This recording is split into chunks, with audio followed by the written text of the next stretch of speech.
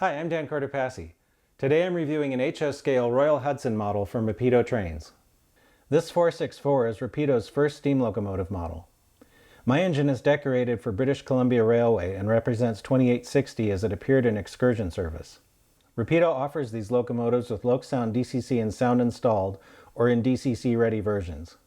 The MSRP for the DCC ready version is $599.99.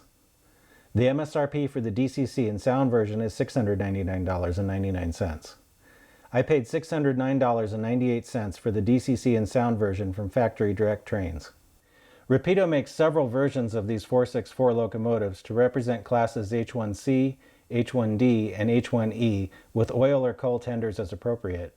In addition to British Columbia Railway 2860, Rapido's Royal Hudsons are available in Canadian Pacific red, silver, and black, the 1939 blue, silver, and black Royal Train scheme, as well as Southern Railway 2839. We'll start the model at 100 possible points. The model comes in an impressive cardboard box with a nicely decorated heavy paper sleeve on the outside.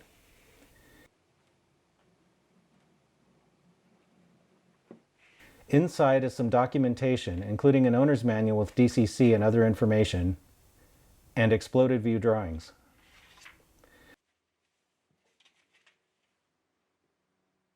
The locomotive and tender cradles are packed in foam inside the box. The two-piece plastic cradle around the locomotive has an outer sleeve that is a little difficult to remove. The inner part of the cradle unfolds to reveal the locomotive. Some thin, flexible plastic sheet provides additional protection against scratches. The tender is in a similar cradle.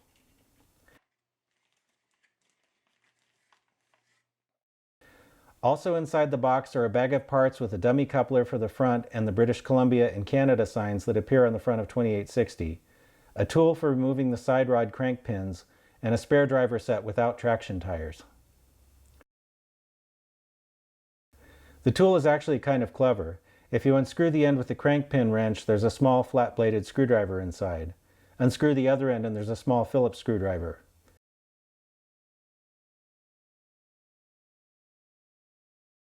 And if you want, you could also use it as a keyring. The manual mentions that there are extra smokestacks in the box, but I found none. I assume that's because my model represents 2860's excursion appearance and different stacks wouldn't be appropriate. In 1939, King George VI and Queen Elizabeth toured Canada and traveled a long distance behind Hudson 2850, which was painted in a special silver, blue, and black scheme with royal coats of arms on the engine and tender. After the visit, Canadian Pacific received permission to use the coat of arms on the H1C, D, and E class locomotives, which is how they came to be known as Royal Hudsons. I was especially interested in a model of 2860 as I saw this engine in person when I was a kid. It made an excursion into California in 1977, and I saw it coming up the peninsula towards San Francisco. 2860 is an H1E class and is one of 4 Royal Hudsons that have been preserved. I did some research and found that 2860 has worn a couple different versions of its paint scheme over the years. At various times it's carried larger royal coats of arms on the tender sides and on the front of the boiler. The paint scheme on the model looks to most closely represent 2860's current appearance. The one error that I found is that the real 2860 has its whistle mounted on top of the boiler on the engineer's side, while the model has the whistle behind the stack. This wouldn't be too difficult to fix, but this is an expensive model and I think it should be correct, so I'm taking 5 points.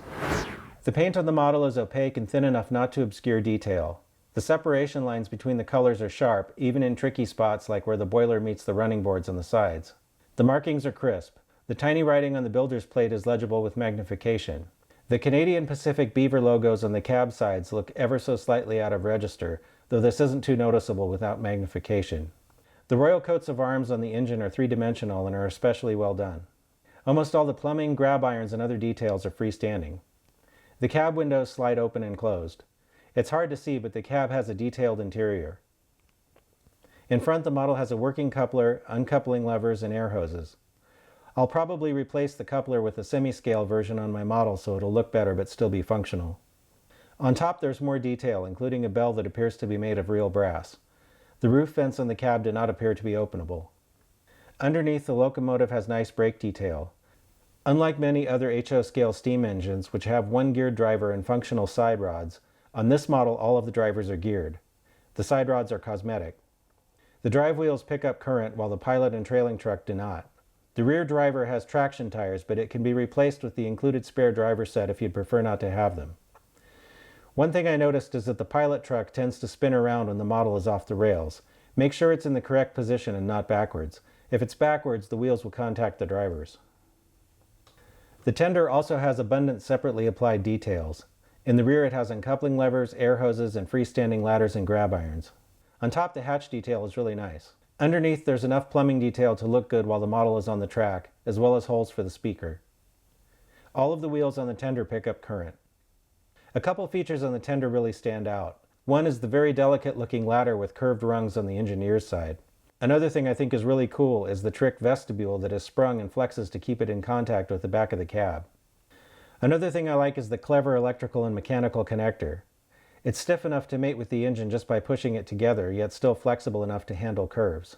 This is a lot easier to deal with than a lot of other steam engine models where there's a drawbar and a separate electrical plug. The manual says to connect the engine and the tender when the model is on the track.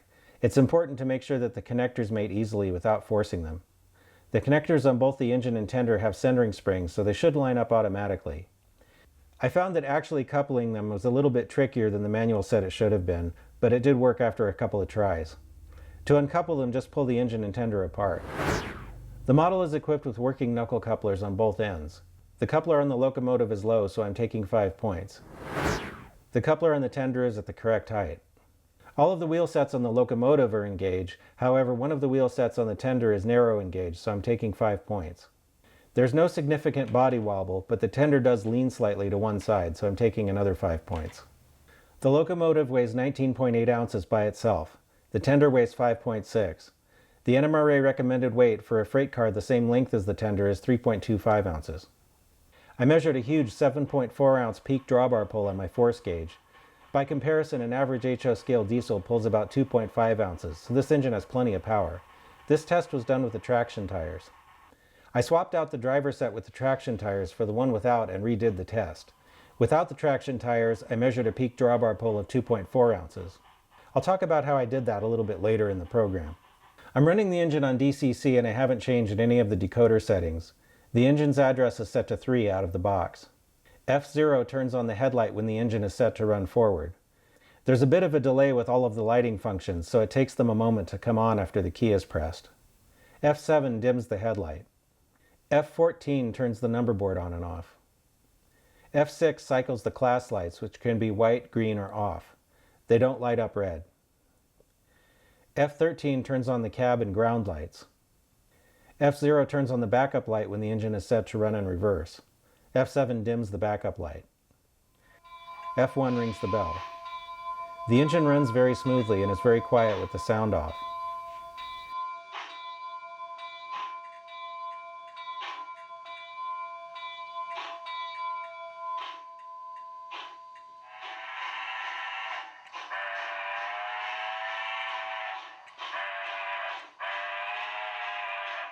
The whistle is playable, meaning that if your DCC system supports it, you can vary the pitch of the whistle by pressing the F2 key harder or softer. I'm not really into smoke units, but it's worth noting that this model does not come with one. There is space for it inside the boiler if you want to add one.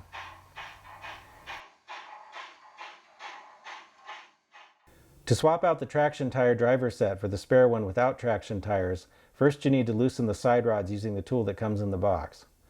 Be careful not to lose any screws. The brake components are hooked over pegs that stick out to the sides between the wheels. Gently spread these apart and remove it. Now you have access to the 4 screws that hold the bottom cover in place.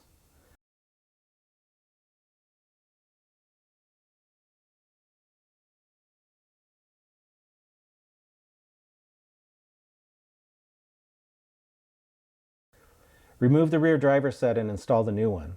I had to finagle mine a little to get the electrical contacts to go between the wheels.